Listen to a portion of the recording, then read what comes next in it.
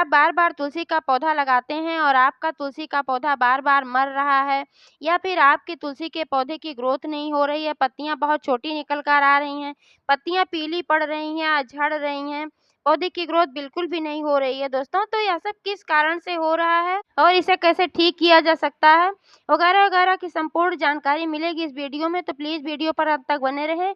और अगर पसंद आए तो ज़्यादा से ज़्यादा लाइक करें, शेयर करें और चैनल को अभी तक सब्सक्राइब नहीं किया है, तो प्लीज़ चैनल को भी सब्सक्राइब करके बेल आइकन को प्रेस कर दें ताकि सारे अपडेट्स आपको मिलते रहें। नमस्कार दोस्तों, स्वागत है मेरे YouTube channel gardening with Poonam में। दोस्तों, आप जो पौधा मेरा देख रहे हैं तुलसी का पौधा, यह मेरा 3 साल पुराना तुलसी का पौधा है और आप देख पा रहे हैं कि अभी भी कितना स्वस्थ है, हरा-भरा है और घना है। इसकी पत्तियाँ कितनी चमकदार हैं और लंबी भी हैं। 3 साल से मेरा तुलसी का पौधा ऐसे ही है, गर्मी, जाड़ा, बरसात हर समय ऐसे ही रहता है। अगर आप मेरे पुराने व्यूअर्स हैं, तो आपने देखा होगा मैंने सर्दियों में भी इसका वीडियो डाल रखा था कि कैसे मेरी तुलसी का पौधा सर्दियों में भी हरा-भरा बना था, जबकि अक्सर तुलसी के पौधे सबके सूख रहे थे। तो दोस्तों, जैसे मैं अपने पौधे की देखभाल करती हूँ, अगर आप भी ऐसे अपने पौधे की देखभाल करेंगे, तो आपका भी तुलसी का पौधा सालों-साल चलेगा और हरा-भरा और घना बना रहेगा। दोस्तों, सबसे पहले मैं बात कर लेती हूँ कि इसके लिए कैसी पॉटिंग मिक्स होनी चाहिए, क्योंकि पॉटिंग मिक्स अगर अच्छी होगी तभी आपका तुलसी का पौधा ठीक तरीके से चलेगा और ग्रोथ करेगा। पॉटिंग मिक्स अगर खराब होगी तो बाद में आप कितना भी केयर करेंगे, तो आपका तुलसी का पौधा बिल्कुल भी नहीं चलेगा।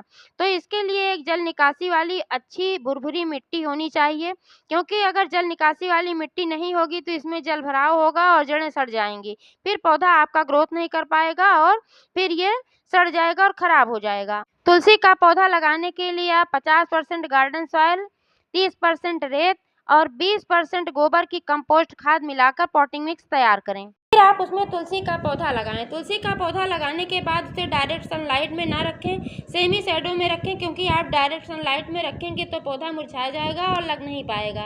नमी का बराबर ख्याल रखें, नमी हमेशा बनी होनी चाहिए। पानी बहुत नहीं भरना है, लेकिन गमले में नमी होनी चाहिए। अगर नमी नहीं होगी तब भी पौधा नहीं लग पाएगा, मुरझा जाएगा। जब पौधा बड़ा हो जाए तब आप उसे डायरेक्ट सनलाइट में रख सकते हैं, क्योंकि तुलसी के पौधे को 5 से 6 घंटे की धूप की आवश्यकता होती है दोस्तों।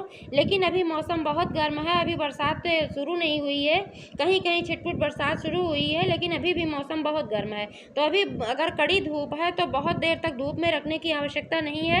अगर आप कड़ी धूप में बहुत देर तक तुलसी को रख देंगे तो आपका तुलसी का पौधा झुलस जाएगा, मुरझा जाएगा।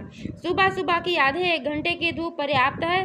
कड़ी धूप में, दोपहर की धूप में बिल्कुल भी अपने तुलसी के पौधे को ना रखें, इसको हटाकर साइडों में रख लें। आजकल तुलसी का पौधा सूखने का एक प्रमुख कारण ये भी है कि अगर आप दिन भर की धूप में इसे रख देते हैं तो ये पौधा मुरझा जाता है, सूख जाता है, मर जाता है। क्योंकि दोस्तों तुलसी एक सेंसिटिव पौधा है, अधिक गर्मी भी नहीं बर्दाश्त कर पाता है, अधिक सर्दी भी नहीं बर्दाश्त कर पाता है।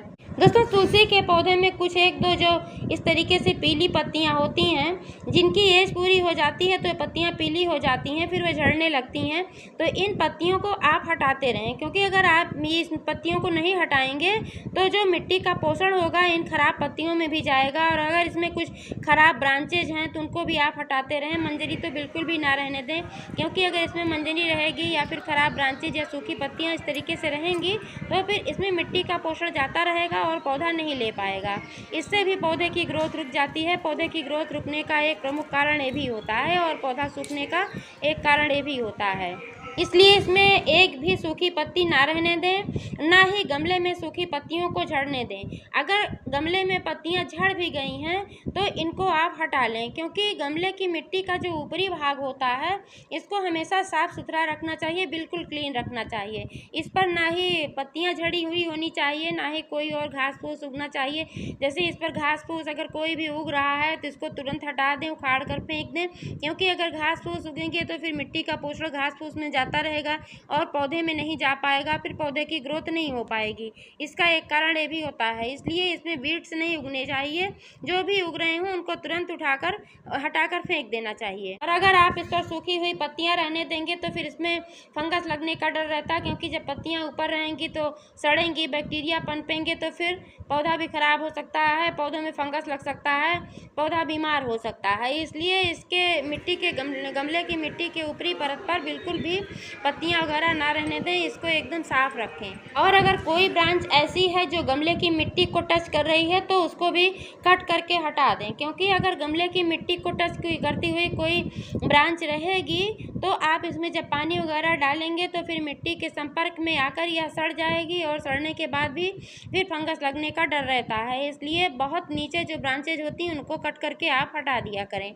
आप देख पा रहे हैं कि मेरे पौधे में नीचे ज़मीन से सटी हुई यानी कि गमले की मिट्टी से सटी हुई कोई भी ऐसी ब्रांच नहीं है, क्योंकि मैं कट करके हटाती रहती हूँ जो भी इसमें निकलती है, और इस पर जो पत्तियाँ वगैरह रहती हैं उनको भी मैं इस तरीके से हटा देती हूँ। मैं 10 से 15 दिन में अपने पौधे की गमले की मिट्टी की गुड़ाई करती रहती हूँ। इससे गमले की जड़ों तक ऑक्सीजन पहुँच पाता है, गमले की मिट्टी भुरभुरी रहती है और फिर पौधे का विकास हो पाता है। दोस्तों, पानी की बात करें तो मिट्टी में नमी बनी होनी चाहिए, लेकिन जल भराव नहीं करना चाहिए। पानी इतना ही डालें जिससे गमले की मिट्टी नम रहे, लेकिन एक्स्ट्रा पानी ना हो। अगर जल निकासी वाली मिट्टी रहती है तो एक्स्ट्रा पानी जो होता है वो ड्रेनेज होल से निकल भी जाता है, लेकिन जब ड्रेनेज होल से पानी निकलता है, बहुत ज़्यादा पानी आप डालेंगे तो आपकी मिट्टी का जो पोषक तत्व होगा वो भी नीचे से बह जाएगा। इसलिए बहुत ज़्यादा पानी डालने की आवश्यकता नहीं है। आप मिट्टी को चेक करते रहें, अगर ऊपरी सतह मिट्टी की सूख गई है तब आप उसमें पानी डालें। अगर आप प्रतिदिन जल चढ़ाते हैं तो इस बात का ध्यान रखें कि बहुत ज़्यादा पानी ना डालें, इतना ही पानी डालें, इतना ही जल चढ़ाएं, जिससे कि मिट्टी में नमी बनी रहे। लेकिन मिट्टी बहुत ज़्यादा ड्राई भी नहीं होनी चाहिए। अगर बहुत ज़्यादा ड्राई हो गई, नमी नहीं रहेगी, तब भी आपका पौधा खराब हो जाएगा, सूख जाएगा, पत्तियाँ पीली पड़ जाएंगी और झड़ जाएंगी। 10 से 15 दिनों में मैं 1 चम्मच हल्दी पाउडर का इस्तेमाल करती हूँ अपने तुलसी के गमले में। इसमें मैं मिट्टी की गुड़ाई करके 1 चम्मच हल्दी पाउडर डाल देती हूँ। इससे हमारे पौधे की मिट्टी स्वस्थ रहती है, क्योंकि हल्दी में एंटीवायरल, एंटी फंगल, एंटीबैक्टीरियल गुण पाए जाते हैं। इससे ये मिट्टी में किसी प्रकार के कीड़े को नहीं लगने देती है और जड़ें स्वस्थ रहती हैं। हल्दी पाउडर आप मिट्टी में ऐसे भी डाल सकते हैं और 1 लीटर पानी में 1 चम्मच हल्दी पाउडर घोल कर भी आप गमले की मिट्टी में भी डाल सकते हैं और इसकी पत्तियों पर स्प्रे बोतल से छिड़क सकते हैं। इससे आपका डबल फायदा होगा, मिट्टी को पोषण भी मिल जाएगा, मिट्टी की भी बैक्टीरिया नष्ट हो जाएंगे, उसमें भी कीड़े नहीं लगने पाएंगे, और पौधे में भी अगर किसी तरीके के कीड़े लगे हैं या नहीं भी लगे हैं तो लगेंगे नहीं, तो उसके लिए भी फ़ायदा होगा, क्योंकि ये बहुत ही अच्छा एंटीबैक्टीरियल है और बहुत ही अच्छा कीटनाशक है। तो इससे यह फ़ायदा होगा कि आपके पौधे पर कीड़े नहीं लगेंगे। अक्सर तुलसी के पौधे में काले कीड़े का अटैक होता है, तो अगर आप हल्दी का छिड़काव करते रहेंगे तो आपके पौधे पर काले कीड़े का अटैक नहीं होगा, क्योंकि तुलसी का पत्ता खाने के इस्तेमाल में आता है, इसका मेडिसिनल यूज़ बहुत ज़्यादा है। तो इसलिए इस पर किसी भी प्रकार का रासायनिक कीटनाशक आप इस्तेमाल ना करें तो ही बेहतर होगा, क्योंकि यह बहुत हानिकारक होगा, और इसमें फर्टिलाइज़र भी कोई रासायनिक ना डालें। इस तरीके से आप गोबर की खाद इसमें डाल सकते हैं, नीम की खली का इस्तेमाल कर सकते हैं। अभी मैंने बताया हल्दी पाउडर का इस्तेमाल कर सकते हैं, इससे बहुत ही अच्छा रिज़ल्ट आता है, और बहुत ही अच्छा रिज़ल्ट आता है फिटकरी से। अगर आपका पौधा सूख भी रहा है तो फिटकरी के इस्तेमाल से आपका पौधा फिर से स्वस्थ हो जाता है, हरा-भरा हो जाता है। फिटकरी का बहुत ही चमत्कारिक इस्तेमाल है। फिटकरी मिट्टी के पीएच लेवल को बैलेंस रखता है, मिट्टी की उर्वरता को बढ़ाता है, मिट्टी की गुणवत्ता को बढ़ाता है, इसलिए फिटकरी का इस्तेमाल बहुत ही अच्छा है। लेकिन दोस्तों, फिटकरी का इस्तेमाल करने से पहले इस बात का ध्यान अवश्य रखें कि अधिक मात्रा में इस्तेमाल ना करें, क्योंकि अगर आप अधिक मात्रा में इस्तेमाल करेंगे तो वो हानिकारक भी हो सकता है, आपका पौधा जल भी सकता है। 12 इंच के एक गमले के लिए 4-5 ग्राम फिटकरी पर्याप्त है। आप फिटकरी का इस्तेमाल लिक्विड फर्टिलाइज़र के रूप में भी कर सकते हैं। इसके लिए आप 1 लीटर पानी में 5 ग्राम फिटकरी डालकर 10-15 मिनट के लिए रख दें। ये पानी में घुलनशील होता है, तो फिर ये पानी में घुल जाएगा और आप इस पानी का इस्तेमाल अपने पौधे में कर सकते हैं। लेकिन दोस्तों, इस बात का ध्यान रखें कि पौधे पर फिटकरी का इस्तेमाल पत्तियों पर कतई ना करें, इससे पत्तियाँ झुलस सकती हैं, खराब हो सकती हैं। फिटकरी का इस्तेमाल हमेशा आप गमले की मिट्टी में ही करें। फिटकरी के इस्तेमाल से गमले में चींटियाँ भी नहीं आती हैं और उसमें कीड़े मकोड़े भी नहीं आते हैं, और यह आपके पौधे को पूरा पोषण देती है। फिटकरी पौधे को हरा भरा बनाए रखने में काफी मददगार है। आप चाहें तो फिटकरी को तरल खाद के रूप में इस्तेमाल कर सकते हैं और अगर आप चाहें तो फिटकरी का एक टुकड़ा गमले की मिट्टी में आप दबा सकते हैं। ऐसे 5 ग्राम का एक टुकड़ा ले लें और गमले की मिट्टी में दबा दें, लेकिन ध्यान रहे कि जड़ों से सटाकर बिल्कुल नहीं दबाना है, थोड़ा हटकर ही दबाना है। और जैसे-जैसे इसमें आप पानी डालेंगे तो फिर फिटकरी घुलकर अपने मतलब भर का पौधा ले लेगा इसमें। एक बार अगर आप इसमें फिटकरी डालते हैं, दबाते हैं तो फिर 1 महीने आपको डालने की आवश्यकता नहीं पड़ेगी, क्योंकि 1 महीने तक इसका असर रहता है। धीरे-धीरे इसमें घुलकर 1 महीने तक जाता है और मिट्टी में 1 महीने तक इसका असर रहता है। दोबारा इस्तेमाल करने के लिए आपको 1 महीने का इंतज़ार करना पड़ेगा। 1 महीने बाद ही आप दोबारा इसमें फिटकरी का इस्तेमाल कर सकते हैं। आप 1 गिलास पानी में 2 चम्मच दूध भी डालकर गमले की मिट्टी में डाल सकते हैं। इससे मिट्टी में नमी बनी रहती है और पौधे को पोषण मिलता है। इससे पौधा स्वस्थ रहता है।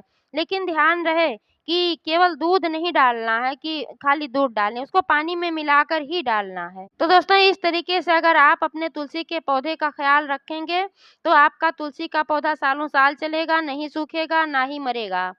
जानकारी कैसी लगी कमेंट करके अवश्य बताइएगा। पूरा वीडियो देखने के लिए बहुत-बहुत धन्यवाद।